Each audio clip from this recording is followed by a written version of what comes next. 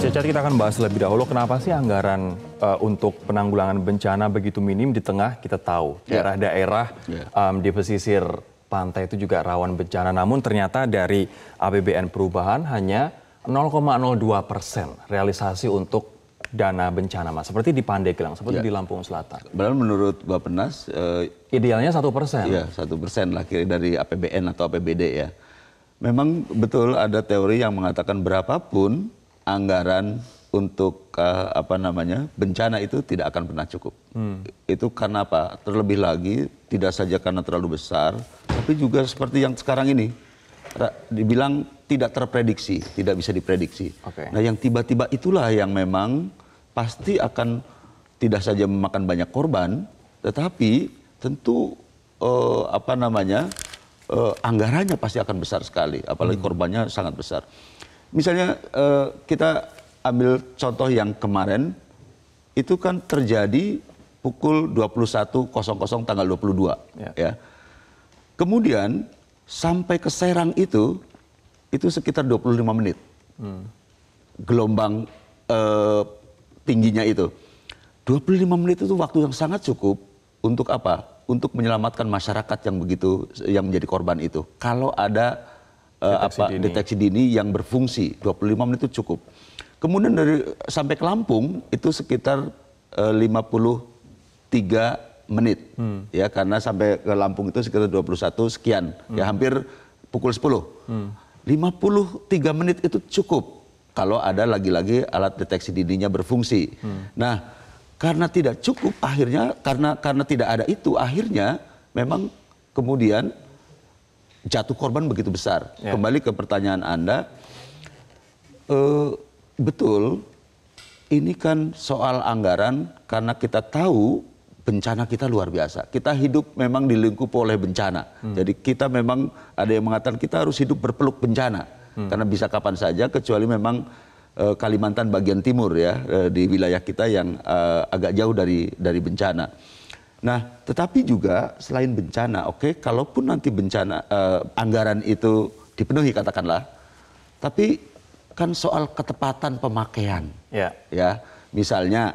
Berarti ini artinya tidak hanya soal besaran tidak hanya soal besaran, harus dipikirkan soal darurat bencana dan penanggulangan, tapi juga penggunaannya. Betul. Misalnya yang dipasang tahun 2008 setelah tsunami Aceh itu, alat sistem deteksi dininya ternyata tidak bisa mendeteksi di luar gempa bumi. Jadi longsoran misalnya atau yang lain-lain tidak bisa terdeteksi. Nah, sementara yang namanya tsunami itu bisa disebabkan tadi oleh longsoran, oleh gempa bumi, dan juga mungkin oleh yang lain-lain. Nah, itu tidak terdeteksi.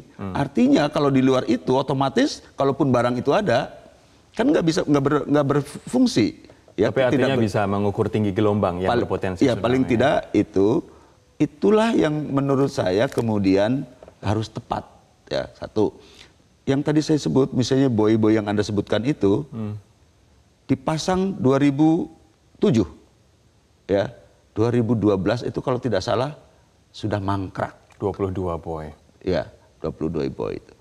Apa artinya itu? Artinya memang tidak ada pengawasan, ya. Dan itu kan bahaya sekali. Lebih-lebih kita sudah tahu bahwa tingkat bahaya kita itu memang tinggi, bisa kapan saja. Meskipun Krakatau misalnya, Krakatau itu meletus 1883. Ya, kalau Anda pernah baca itu cerita itu menarik karena 3 bulan kemudian ada seorang Indonesia yang disebut Muhammad Saleh itu menulis syair Lampung Karam. Satu-satunya orang Indonesia yang mendokumentasikan, itulah disebut syair kewartawanan. Karena ditulis dalam bentuk syair tapi dalam cerita jurnalistik. Kita tahunya malah The Scream, lukisan ya. Secara Krakatau kita nggak ngerti ada karya sastra. Diceritakan juga dari sisi ilmiahnya, Krakatau itu, anak Krakatau muncul pada tahun 1928. Setiap bulan itu akan muncul 18 inci, diceritakan. Para ilmuwan meramalkan atau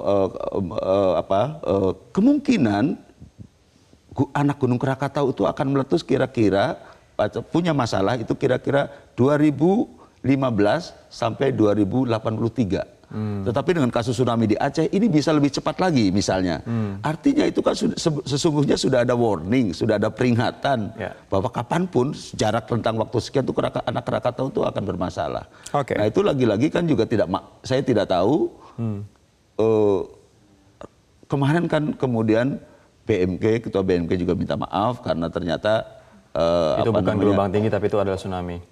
Jadi ini artinya kan berarti tidak masuk dalam prediksi tapi mereka. Tapi Mas Jajat, kalau misalnya kita kembali ke politik anggaran bencana begitu, 0,02%, oke lah kita misalnya nanti membahas soal pengalokasian, tapi kalau dari jumlahnya sendiri pun masih terlalu kecil. Di saat misalnya harusnya idealnya adalah 1%, kemudian apa dong yang harus dilakukan? Mungkin APBD juga terjebak pada anggaran rutin, pengeluaran rutin, misalnya 70% untuk bayar gaji pegawai begitu. Ya memang ini karena itu banyak yang mengatakan ini soal dilematis soal anggaran ya. APBD APBN 70% habis untuk rutin, belanja rutin. 30% untuk pembangunan, rata-rata di masing-masing sektor cuma 2%. Belum korupsinya. Belum korupsinya, habis lagi. Nah karena itu saya setuju, saya kira memang anggaran harus ditingkatkan. Tetapi sebelum masuk ke sana ini kan perlu juga pembahasan ya. Kan sinergi yang paling penting tadi saya sebutkan. Ya jangan sudah institusinya makin banyak, tapi ego sektoralnya biasanya juga makin tinggi. Tingkat kepedulian terhadap apa yang menjadi tanggung jawabnya menurut saya juga harus ditingkatkan. Nah lagi-lagi saya ambil contoh, pada akhirnya memang itu penting, tapi kan kultur kita juga sangat penting. Ini saya juga jadi teringat tadi Anda sampaikan, lebih baik kita keluar dulu misalnya Rp10 untuk mencegah bencana, daripada nanti kita mengeluarkan Rp40 setelah bencana itu terjadi. Memang kesadaran untuk pencegahan di kita kan memang masih sangat kecil. Selalu kita tuh berbicara setelah kejadian.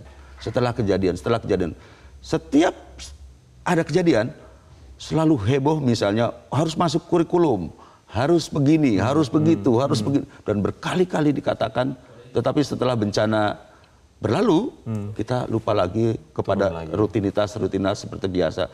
Prinsipnya kita setuju bahwa anggaran memang harus saya kira memang harus dilihat, ditambah, disesuaikan ya tentu dengan tingkat kebencanaan kita yang luar biasa tinggi itu. Baik. Tapi setelah itu kan ada lain-lain juga yang harus dibenahi itu.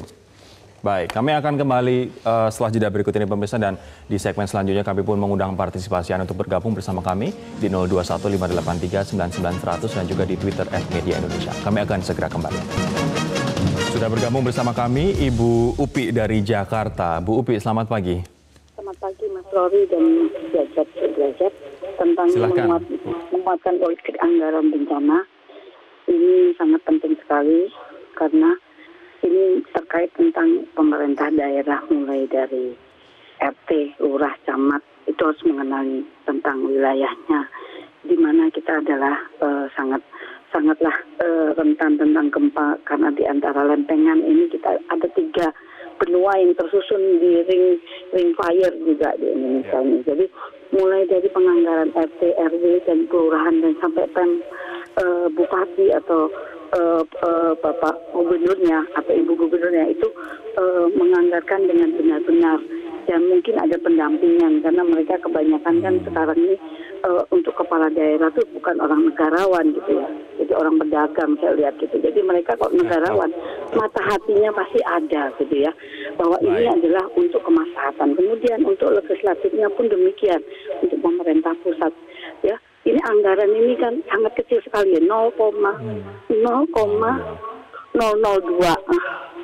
Berapa itu cuman ya, kalau kita bandingkan dengan BPJS yang dimajukan, memang harus ada paksaan kepada para legislatif yang duduk di sana, karena berhubungan dengan pengetokan palu itu, jangan main politik lagi Bapak-Bapak.